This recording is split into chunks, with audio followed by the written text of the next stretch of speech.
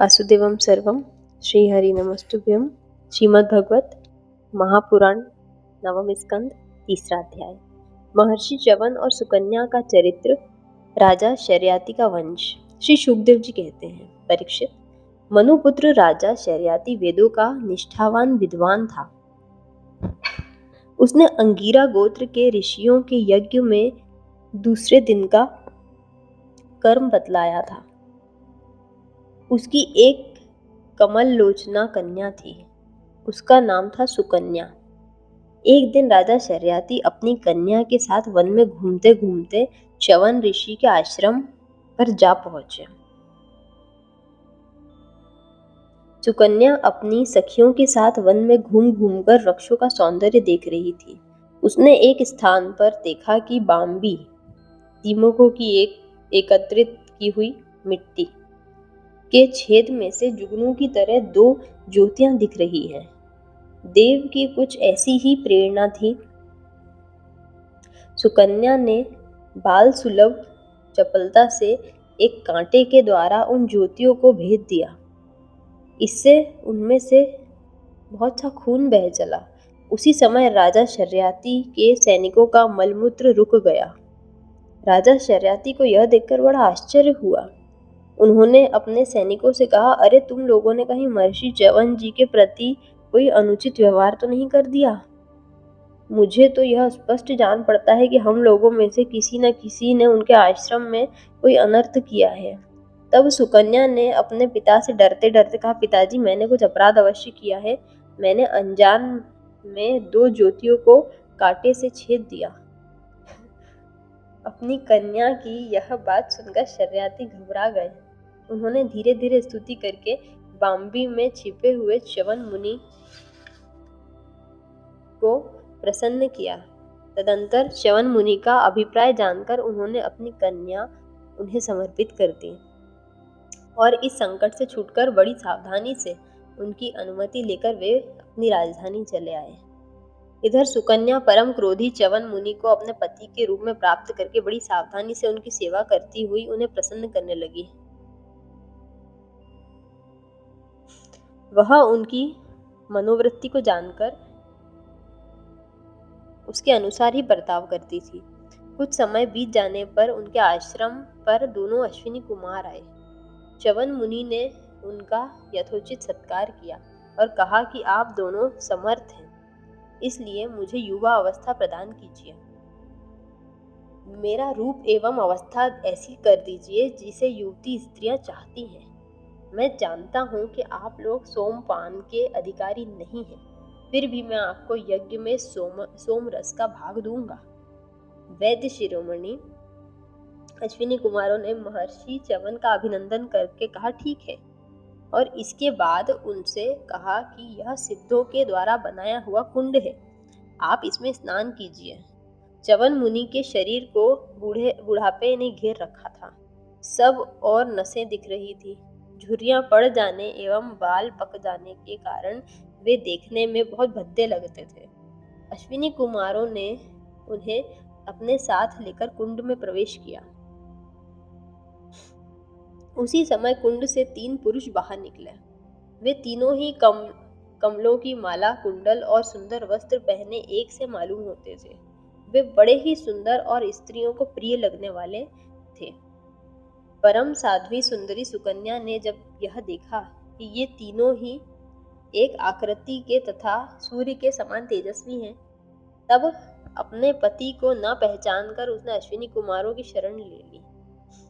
उसके पातिव्रत्य से अश्विनी कुमार बहुत संतुष्ट हुए। उन्होंने उसके पति को बतला दिया और फिर च्यवन मुनि से आज्ञा लेकर विमान के द्वारा वे स्वर्ग को चले गए।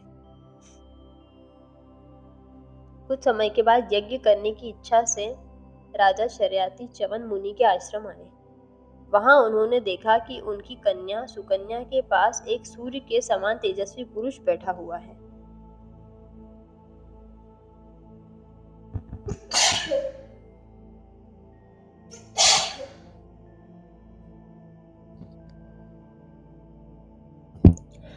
सुकन्या ने उनके चरणों की वंदना की शर्याती ने उसे आशीर्वाद नहीं दिया और कुछ अप्रसन्न से होकर बोले, दुष्टे, यह तूने क्या किया? क्या तूने सबके वंदनीय च्यवन मुनि को धोखा दे दिया? अवश्य ही तूने उनको बूढ़ा और उनके काम का न समझ अपने काम का न समझकर उन्हें छोड़ दिया, और अब तू इस राह चलते जार पुरुष की सेवा कर रही है। तेरा जन्म तो बड़े ऊंचे कुल में हुआ था, यह उल्टी बुद्धि तुझे कैसे प्राप्त हुई? तेरा यह व्यवहार तो कुल में कलंक लगाने वाला है। अरे राम राम, तू निर्लज्ज होकर जार पुरुष की सेवा कर रही है और इस प्रकार अपने पिता और पति दोनों के वंश को घोर नरक में ले जा रही है। राजा शर्याती के इस प्रकार कहने पर पवित्र मुस्कान वाली सुकन्या ने मुस्कुराकर कहा, पिताजी, ये आपके जामाता स्वयं भृगुनंदन महर्षि च्यवन ही है। इसके बाद उसने अपने पिता से महर्षि च्यवन के यौवन और सौंदर्य की प्राप्ति का सारा वृत्तांत कह सुनाया। वह सब सुनकर राजा शर्याती अत्यंत विस्मित हुए। उन्होंने बड़े प्रेम से अपनी पुत्री को गले लगा लिया।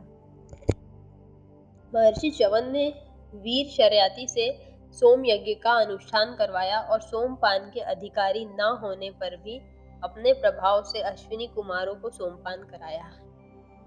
इंद्र बहुत जल्दी क्रोध कर बैठते हैं, इसलिए उनसे यह सहा नहीं गया। उन्होंने चिढ़कर शर्याती को मारने के लिए वज्र उठाया। महर्षि च्यवन ने वज्र के साथ उनके हाथ को भी वहीं स्तंभित कर दिया। तब सब देवताओं ने अश्विनी कुमारों को सोम का भाग देना स्वीकार कर लिया। उन लोगों ने वैद्य होने के कारण पहले अश्विनी कुमारों का सोमपान से बहिष्कार कर रखा था। परीक्षित शर्याती के 3 पुत्र थे, उत्तानबरी, अनर्थ और भूरिशेन। अनर्थ से रेवत हुए। भगवान रेवत ने समुद्र के भीतर कुस्थली नाम की एक नगरी बसाई थी। उसी में रहकर वे अनर्थ आदि देशों का राज्य करते थे। उनके 100 श्रेष्ठ पुत्र थे, जिसमें सबसे बड़े थे कुकुम्भी।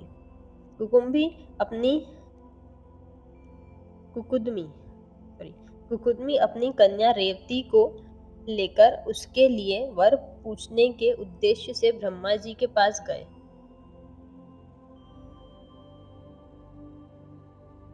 उस समय ब्रह्मलोक का रास्ता ऐसे लोगों के लिए बेरोक-टोक था।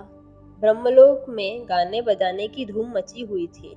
बातचीत के लिए अवसर न मिलने के कारण वे कुछ क्षण वहीं ठहर गए। उत्सव के अंत में ब्रह्मा जी को नमस्कार करके उन्होंने अपना अभिप्राय निवेदन किया। उनकी बात सुनकर भगवान ब्रह्मा जी ने हंसकर उनसे कहा, महाराज, तुमने अपने मन में जिन लोगों के विषय में सोच रखा था वे सब तो काल के गाल में चले गए। अब उनके पुत्र पौत्र अथवा नातियों की तो बात ही क्या है, गोत्रों के नाम भी नहीं सुनाई पड़ते। इस बीच में 27 चतुर्युगी का समय बीत चुका है, इसलिए तुम जाओ। इस समय भगवान नारायण के अंशावतार महाबली बलदेव जी पृथ्वी पर विद्यमान हैं। राजन, उन्हीं नर रत्न को यह कन्या रत्न तुम समर्पित कर दो, जिनका नाम लीला आदि का श्रवण कीर्तन बड़ा ही पवित्र है। वे ही प्राणियों के जीवन सर्वस्व भगवान पृथ्वी का भार उतारने के लिए अपने अंश से अवतीर्ण हुए हैं। राजा ककुदमी ने ब्रह्मा जी का यह आदेश प्राप्त करके उनके चरणों की वंदना की और अपने नगर में चले आए।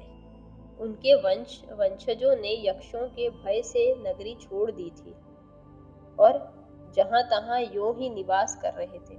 राजा ककुदमी ने अपनी सर्वांग सुंदरी पुत्री परम बलशाली बलराम जी को सौंप दी और स्वयं तपस्या करने के लिए भगवान नर नारायण के आश्रम बद्रीवन की ओर चल दिए। 9वां स्कंद 3 अध्याय समाप्त। हरि ओम तत्सत। ओम परमात्मने नमः।